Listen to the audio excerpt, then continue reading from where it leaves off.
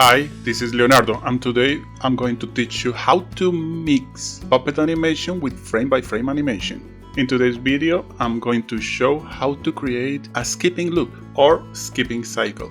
For this, I'm going to use this girl. This character is divided in all the parts that you need to move, like head, limbs, torso, or whatever part you need to move. If you want to understand this process in a deeper way, you can watch my previous video called Real Puppet Animation in Clip Studio Paint. I'm going to leave a link in the description. You can see that the final character has a dress, but there is no way you can do this with puppet animation. The final result with puppet animation will be quite stiff, and you can't animate something like a dress, or like the hair moving, or like the bending, like the perfect bending of the limbs. So you will see that I can fix these issues after I finish my animation using puppet animation. To move your character, it's easy to make this mistake. You choose the layer, then click over your character and try to move it, and then you will drag parts of your character that you are not looking to move. So the most important thing you need to remember to move a character in a proper way is to select the folder you want to move, and then using the blue square that appears when you select it, try to pick the square from one of the sides and move the layer. You can use the arrow keys to do this too, and the size of this square will be the size of your canvas. So remember, never try to select directly from the canvas because it's easy to make mistakes, especially with the technique I'm showing, because I use different layers for the line art and the coloring. Now, the other mistake that you can make is to try to turn the layer and then it will rotate on the center of the layer. And this is because you need to move the center of rotation of each layer to the joint in your character. Here you can see that I'm going to place all the center of rotation of all the parts of the body. It's important to create this keyframe in every joint you're going to move, because if not, moving the center of rotation afterwards will be hard, because it will destroy all the process you do previously. So I'm going to do this fast forward.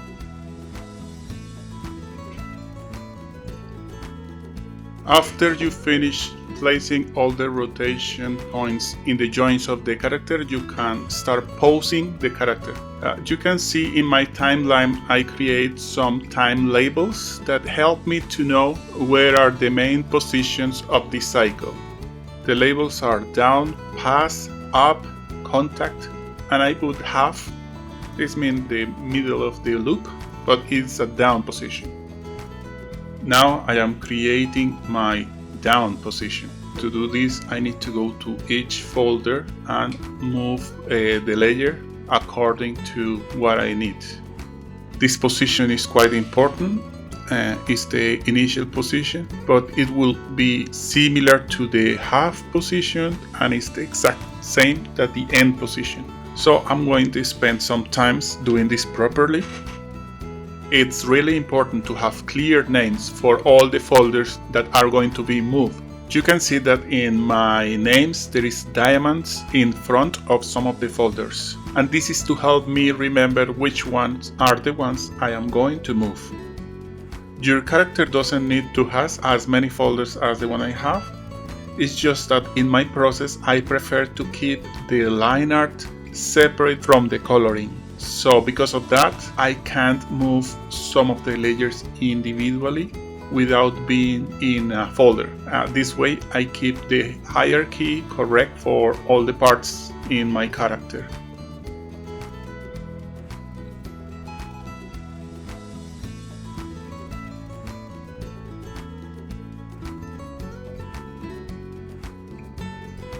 When I did the hierarchy for this character, I made some mistakes, and you can see that some of the layers are in the wrong position. For example, the hips are in front of the arms, and I correct this later, and I spent some time making sure that the hierarchy was correct.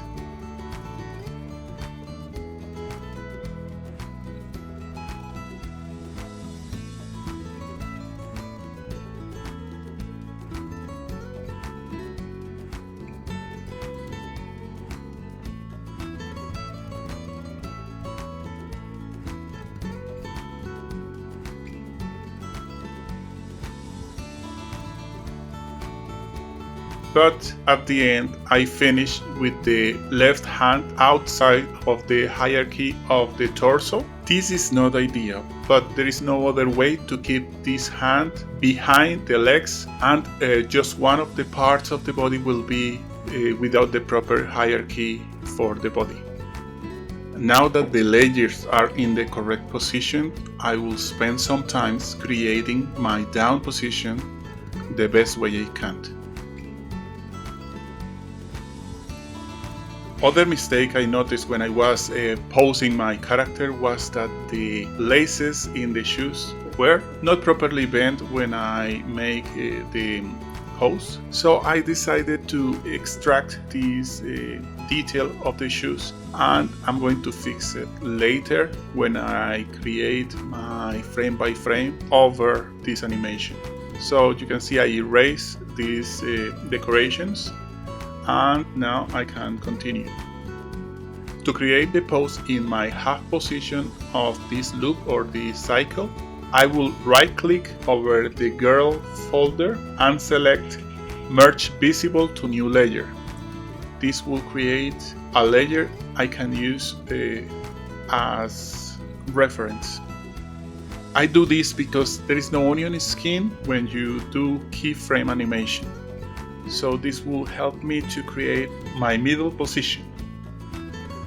I turn off the visibility of some of the layers to create this merge layer without background. I change the color using the change layer color, and I'm going to use the standard blue. This will help me to separate the ones that are animated and the ones that are just a picture. Using this, I can create my middle position quite easily. But remember, it will not be exactly the same position because the character is not entirely symmetric. So the leg and the left arm are slightly smaller because of the perspective, but the position will be quite similar, so I can use it as a reference.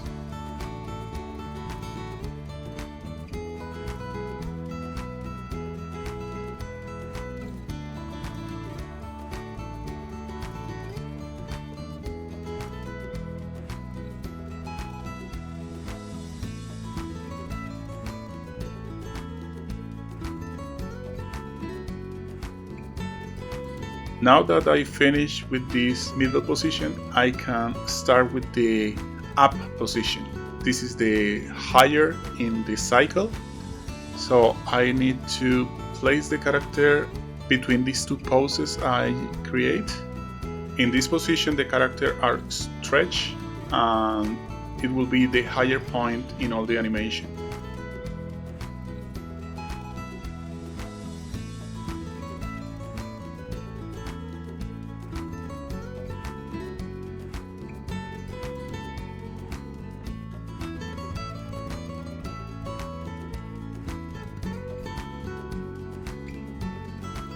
It's important to keep in mind that you need to keep a key in all the joints you are moving. If not, it will happen what happened here. When I finished my up position and went to my middle position, some of the joints didn't have a keyframe, so it changed how my pose, my middle pose was. I fixed this by creating keys in all the joints that are going to be moved.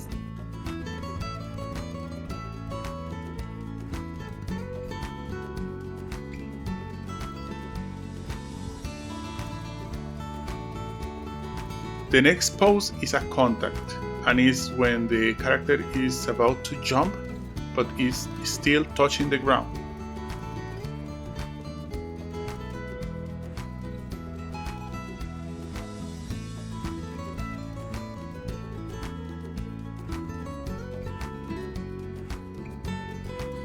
This pose is in a weird angle, and this is to make it unstable and to create more movement.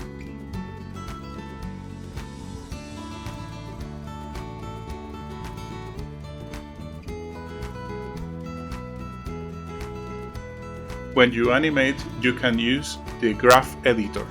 This will show a graph of the position in X and Y, the scale, the rotation, and the position of the center of rotation. You can use the handles when you are in smooth interpolation to change the curves and create better animation. But I'm not using this option in this animation.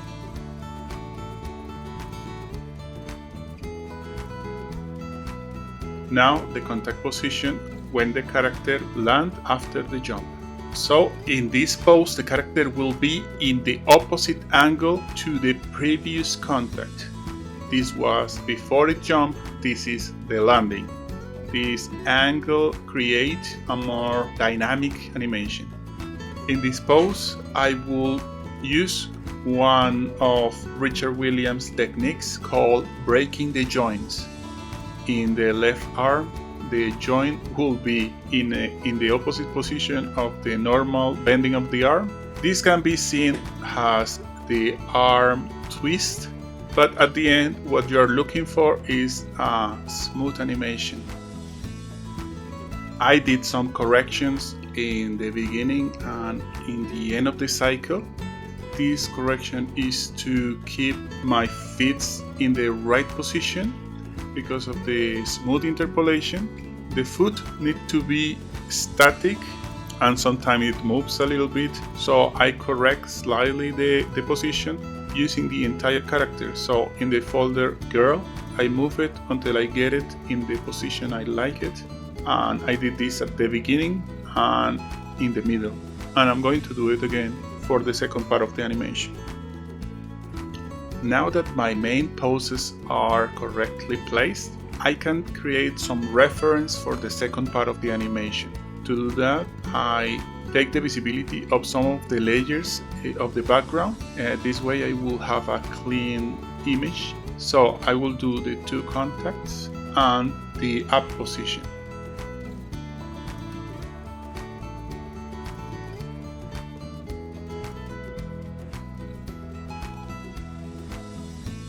My first contact will be green, my second contact will be green too, and my up position will be red. This will help me to keep everything clear and I'm not going to make mistakes. Now that I have my reference in the positions I need, my first contact touching the foot of my middle position, my second in the foot of my end position and the middle position, I can create the poses for the second part. I cannot copy this from the ones I did already because these poses are the reflections of the one I did. So I use this reference to know exactly the position of each part. But instead of using the right hand, I will put the left hand in the position of the right hand and the same with the legs. This is the skipping cycle right now. This is using just the puppet animation. And now we need to advance to create the integration between puppet animation and frame by frame animation. But it's quite hard to check the actual cycle with the character moving because when it finished the cycle it jumped to the first position. So I'm going to fix that by creating a new camera. This will create a camera folder and I can place my character in the middle of the canvas and then using linear interpolation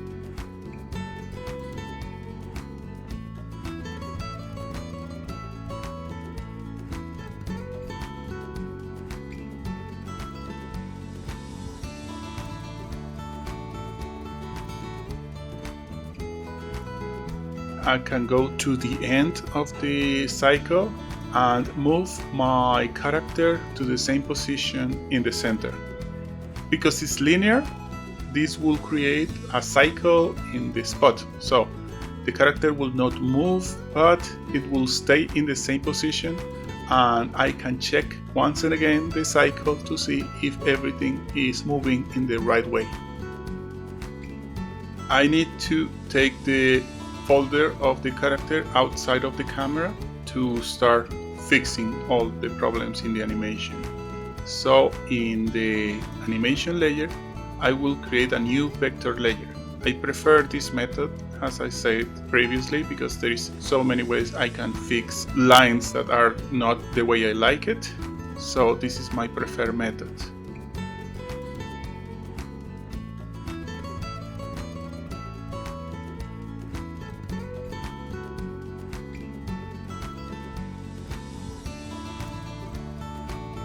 For the line art, it's important to have a pen with no pressure sensibility or with little pressure sensibility.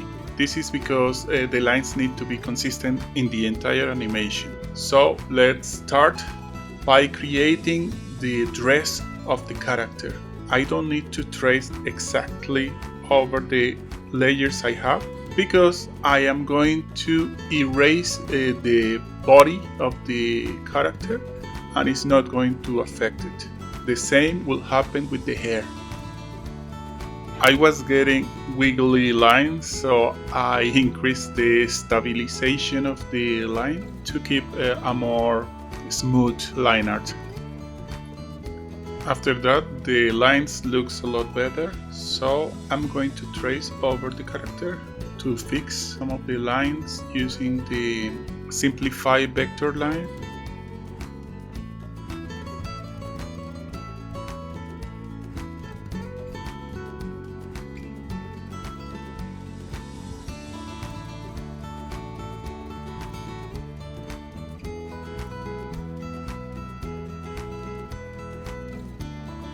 And you can even move the nodes using the pinch vector line. It's quite useful. It's similar to the liquify tool in Photoshop, but this only works in vectors. So I start creating a better hair. I start doing all the details for the shoes because I couldn't animate this properly with the puppet options that are available in Clip Studio.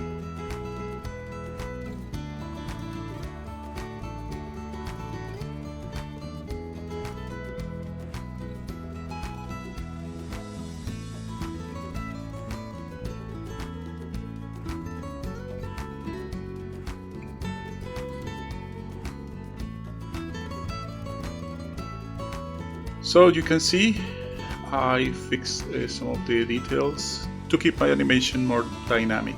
I fix the lines in the joints, because sometimes when you bend one of the joints, part of the line disappears. I did this fast forward because it took me about 4 hours to do this pass. This is almost straight ahead animation, but you have behind an animation that is quite smooth, so it's not too hard to keep it consistent. But some of the movement of the clothes are quite erratic, so you need to imagine how all the clothes will be. For me, it was really important to keep the skirt quite loose and make it light, and this is the air is going inside and make it some ripples in the skirt. So yeah, that was the process I was thinking of when I was creating this animation. Some part of the body will be in front of this correction layer. For me, it's a correction layer. It's like the layer that will have the details, and I create lines making kind of a mask around the parts that were in front. For example, the right arm is in front of the dress a lot of the time, so I need to take it out, because when I create the colors, the layers for the colors, this need to be taken out, or the dress will be in front of the arm, so this need to be fixed. So you can see it's quite fast, but it's a long process, and you need to be patient in this step, because animation is hard and it takes a lot of time. So you need to relax, listen to some music if you want, and do this step, and the animation will look a lot better at the end.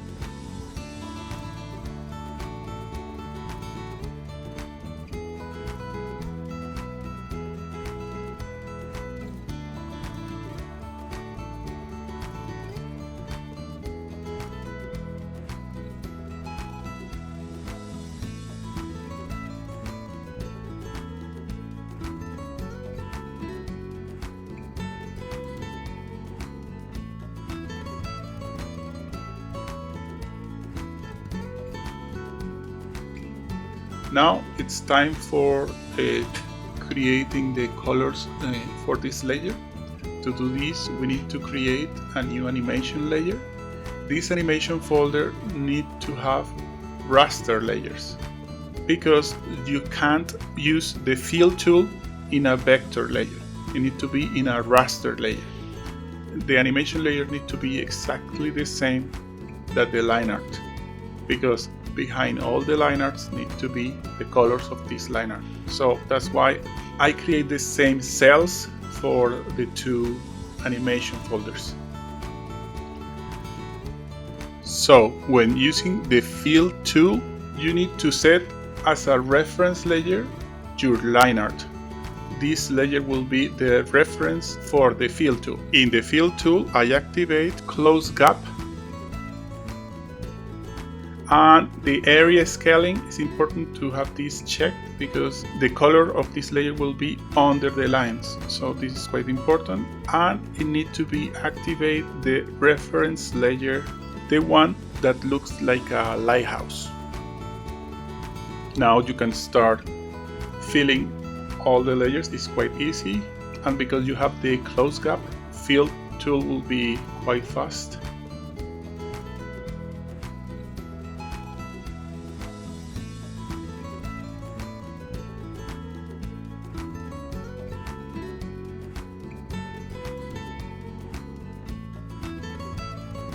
Sometimes it will not fill properly, it will fill the entire canvas, and this is because the lines are open, but you can increase the close gap to the max or a little bit more, and this will close the gaps.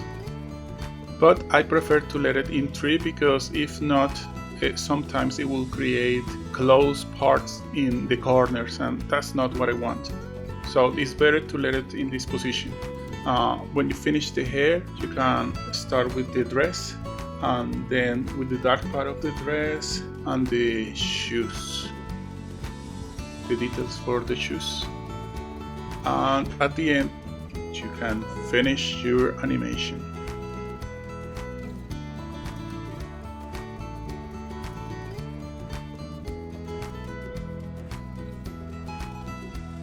And the cool thing is that because the camera still has the same keys that we'll use to check our animation, we can drag the 3 new folders we have inside this camera, and it will keep the character in the center, and you can check if your animation is what you want. So look, this is the final animation. This is the cycle in position, and you can see it's quite nice, and people will not believe that you use puppet animation to do that, because the complexity of the movement is quite nice. It's a smooth animation, and maybe the hair has some problems because it moves a little bit weird, but you can fine-tune this later and you can finish with a quite nice animation. And you can see I put it in a background and it looks nice. I hope this is an interesting topic for you. I hope you enjoy this series for puppet animation. This is a powerful technique and you can use it in specific places, but because you can mix the 2 options, puppet and frame by frame, it can be really helpful and you can accelerate your animation process. But I need to warn you, this is not fast animation because animation is hard. This example I made took me about 10 hours to finish.